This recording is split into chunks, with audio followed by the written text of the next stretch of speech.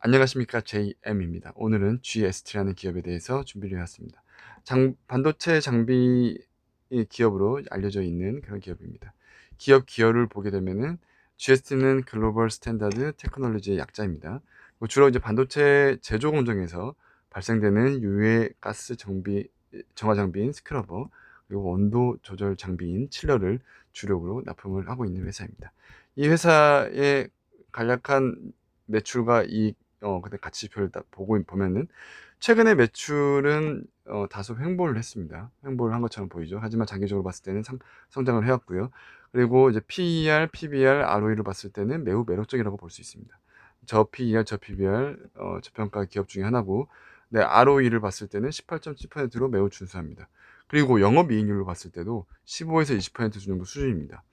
제조업 치고는 매우 높은 영업이익률이라고 볼 수 있겠습니다. 이 부분이 매력적인 부분이죠. 이 회사의 주요 주주를 보게 되면은 김덕준 대표 창업주죠. 약 20% 지분을 보유하고 있습니다. 무엇을 파는 회사인가요? 이 회사는 앞에서도 말씀드렸다시피 스크러버, 그다음에 칠러, 이 두 가지를 메인으로 하고 있고요. 이 메인으로 발생되면서 이제 부가적으로 AS 용역으로 발생되는 부분이 18.2%로 또 많은 부분을 차지하고 있습니다. 스크러버, 가장 많은 매출 비중을 차지하고 있는 스크러버는 계속적으로 매출 평균 단가가 올라가고 있습니다. 이 부분은 긍정적이라고 해석할 수 있겠습니다.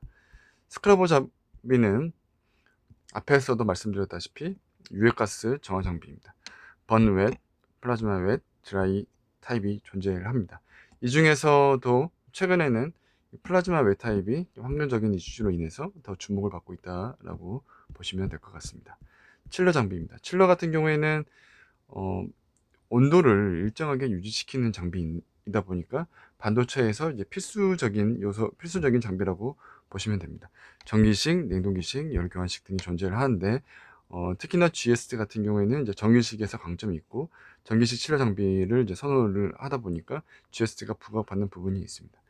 GST 전기식 장비는 이제 소형 경로와 정확한 온도, 빠른 반응 속도, 반도체 근거리 설치 가능하다는 부분에서 장점이 있습니다. 용역은 앞에서도 말씀드렸다시피 주로 후속적으로 발생되는 매출입니다. 스크러버 칠러 같은 경우에는 결국에 정화 장비죠. 정화 장비인데 처음에는 이제 플라즈마로 인해서 정화를 해주고요. 그 다음에 이제 패킹이라는 이 알갱이가 있는데, 이 알갱이를 통해서 2차적으로 필터를 해서 정화가 됩니다.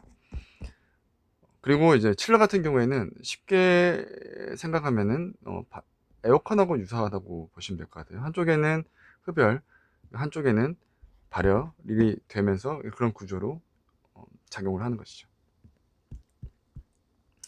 미래 먹거리 액침 냉각에 대해서 좀 보도록 하겠습니다. 액침 냉각 같은 경우에는 차세대 먹거리가 될 것 같습니다.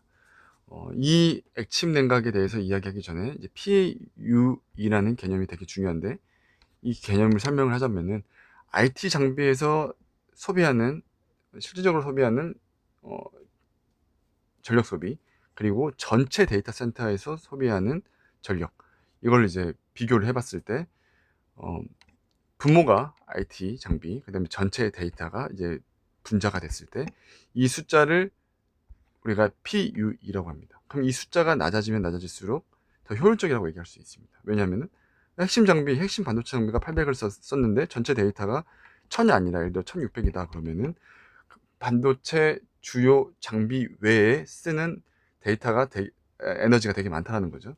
그렇기 때문에 PUE는 적으면 적을수록 효율적이다라고 이제 설명할 수 있습니다.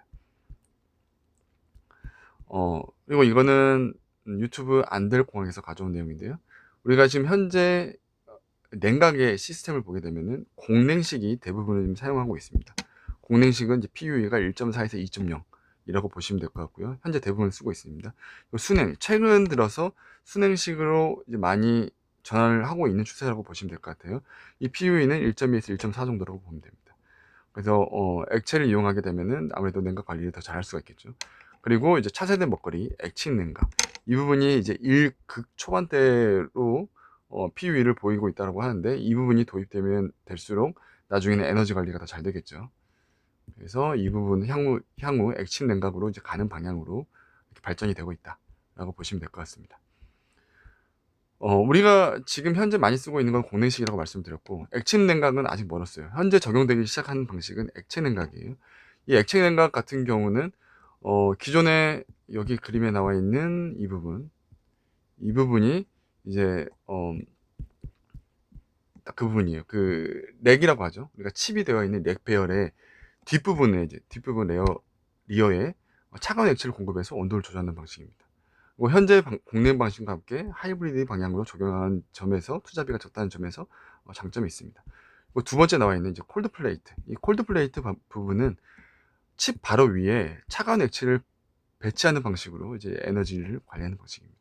그리고 우리가 계속 얘기하고 있는 이 부분이 이제 액침 냉각인데 실제로 칩을 액체에 담그는 방식입니다. 그런 방식으로 하게 되면은 에너지 관리를 더 잘할 수 있다는 부분이죠. 그래서 이 GST가 이 액침 냉각 부분에서 국내 선도 기업으로 주목을 받고 있습니다.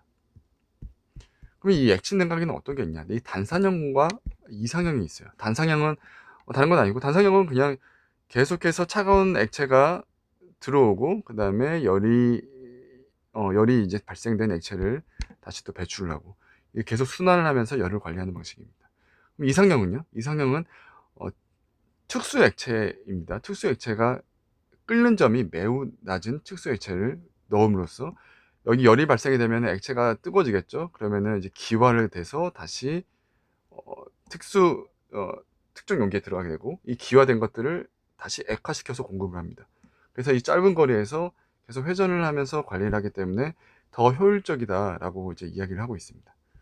어쨌든 이런 부분들은 결국에는 특수 액체가 필요하다는 부분에서 현재로서는 뭐 신뢰성이라든지 이런 부분에서 검증이 안 됐겠죠. 그러다 보니 아직까지 개발 중이고 데모를 납품하고 있고, 이 데모에서 데이터를 쌓고 있다라고 이야기를 하고 있습니다. 그래서 아직 먼 미래이기 때문에 매출이 발생되는 시점은 2027년으로 보고 있습니다. 고객사는 누구인가요? 어떻게 보면은 GST의 가장 큰 장점이라고 생각이 되는데, GST의 고객은 매우 다양한 국가에 존재를 하고 있습니다. 회사를 보게 되면은 주로 삼성이 가장 메인이고, 마이크론, YMT 중국 쪽이죠. 미국 쪽이고, 최근에 SK 하이닉스의 이제 매출이 기대가 되고 있습니다. 마찬가지로 TSMC도 이제 진출을 하고 있죠. 이런 부분들이 되게 긍정적이라고 해석이 될 수 있을 것 같습니다. 회사의 성장 전략을 보게 되면은 이제 TSMC하고 SK 하이닉스에 본격적으로 진입을 하고 있다. 그리고 이제 칠러 쪽에 대해서, 전기식 칠러에 대해서 이제 문의가 많이 오고 있고, 이런 것들을 매출을 가속화하고 있다. 마이크론, TSMC 유럽 쪽에. 그리고 이제 신규 아이템인 계속 얘기했던 액침 냉각, 이 향후에 또 주목을 받을 것 같습니다. 고객사로 보게 되면은 이제 삼성전자에 더 잘하겠다, 뭐 이런 얘기고, SK 하이닉스의 플라즈마 나 이제 스크러버를 납품을 하는 거고, 마이크론의 전기시칠러, TSMC의 또 전기시칠러 부분들이 어떻게 보면은 호재가 될 수 있을 것 같습니다. 경쟁자는 사실 매우 다양하게 있습니다. 제가 이제 또 확인을 해보고 공부를 해보니까 큰 기업으로는 뭐 일본의 에바라, 그다음에 영국의 에드워즈 정도가 이제 매우 글로벌 기업으로서 이제 큰 경쟁자로 볼 수 있고, 가까이서 봤을 땐 유니셈이 또 경쟁자입니다. 스크러버에서 이제 매우 많은 매출을 일으키고 있고, 국내에서는 탑 두 개의 기업이라고 볼 수 있을 것 같아요. 다만 특이한 거는 뒤에서도 한 번 더 제가 얘기할 건데, GST는 수출 위주 기업이에요. 근데 유니셈은 내수 위주 기업입니다. 이 부분이 좀 차이가 있다고 보시면 될 것 같습니다. 그리고 또 다른 기업으로는 GMB S에코가 있고요. 그리고 칠러 같은 경우는 FST나 테키스트가 존재하고 있습니다. 이런 경쟁자가 많다라는 부분은 사실 단점에 해당되는 거죠. 산업 전망은 약 평균 9%의 성장을 보고 있습니다. 그리고 액침 냉각은 사실 그 기술의 주목도에 비해서 시장이 크다고 생각되지는 않아요. 2030년에 약 1조 4천억으로 지금 보고 있습니다. 참조하시고요. 사업보고서에서 눈에 띄는 부분들을 보게 되면은 생산 실적은 작년과 유사하거나 조금 많은 수준이고요. 그리고 한 대당 평균 매출 판매 가격이 이제 올라가다 보니까 매출은 작년보다는 조금 높지 않을까라고 이제 보고 있습니다. 2분기 매출을 좀 봐야 될 것 같아요. 제가 앞에서도 얘기했지만 스크러버는 수출 비중이 더 높아요. 상대적으로 수출 비중이 높은데, 근데 우리가 이제 수출 실적을 조회해 볼 수가 있잖아요.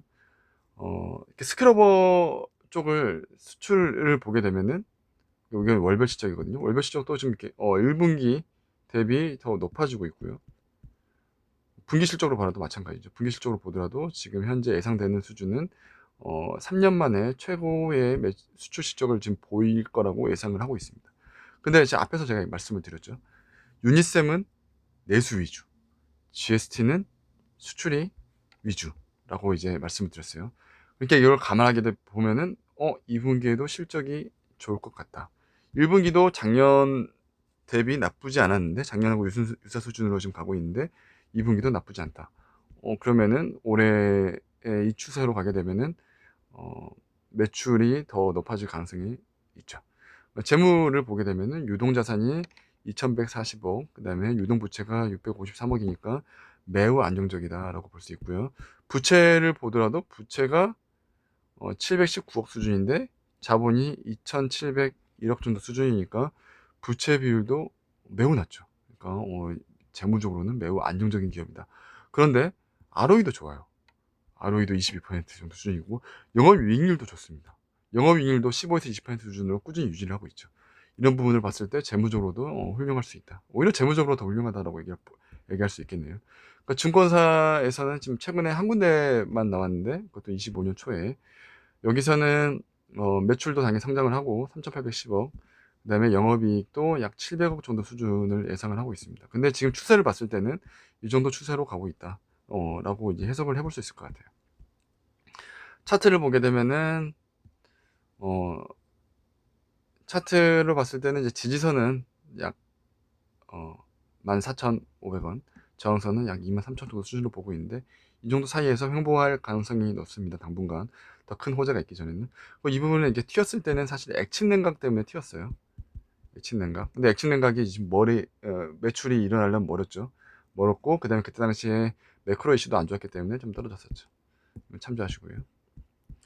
근데 하지만 결국 중요한 건 뭐냐면은, GST는 결국에는 실적과 비례하게끔 그렇게 주가가 형성이 됐습니다. 그러니까 주가는 결국에는 매출이 일어나면은 주가도 같이 올라갔던 그런 케이스를 보여주고 있습니다. 실적과 동행한다. 그리고 이제 가치 지표를 보면 어떻게 할까요?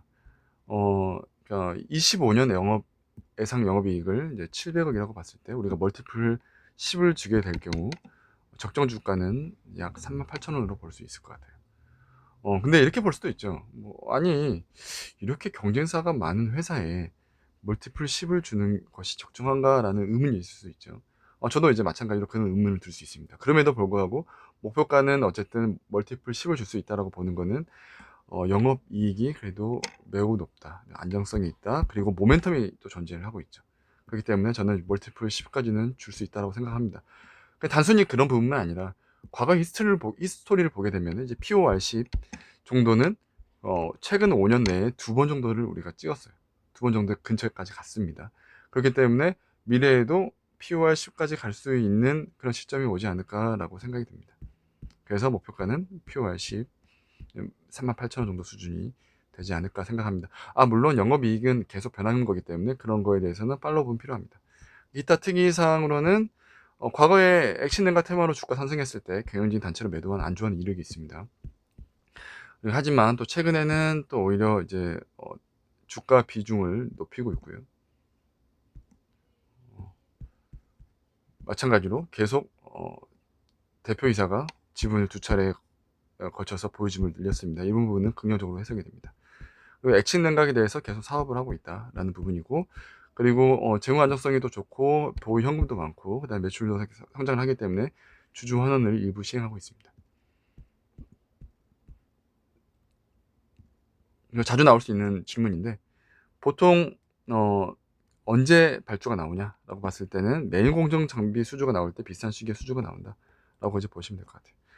그리고 SK 하이닉스는 점유율이 거의 높지 않죠. SK 하이닉스는 최근에 이제 거래를 오히려 이제 침투를 하기 시작했고, SK 하이닉스는 벤더가 한 8개 정도가 있어서 경쟁이 좀 더 상대적으로 치열하다고 합니다. 그러면 이제 요약을 하게 되면은 수업 분석을 해보겠습니다. 장점은 가치 지표로 매우 매력적이다. 고객이 다양하게 있죠. 수주 실적이 높아지고 있고 주주환원을 하고 있습니다. 단점으로는 주가 상승 시 경영진 주가 매도가 있었죠. 그리고 기회로는 SK 하이닉스, TSMC에 침투를 하기 시작한다. 그리고 액친 냉각의 잠재력, 액친 냉각이 또 언제 부각받을 수 있을지도 모르겠습니다. 그 위협으로는 경쟁사, 액친 냉각이 먼 미래에 있다. 그리고 이제 반도체 사이클이 왔다 갔다 하죠. 이런 부분도 위협이라고 볼 수 있을 것 같습니다. 이상으로 제가 공부한 내용을 마치고요. 제가 공부했던 자료는 블로그에 이렇게 첨부해 드리겠습니다.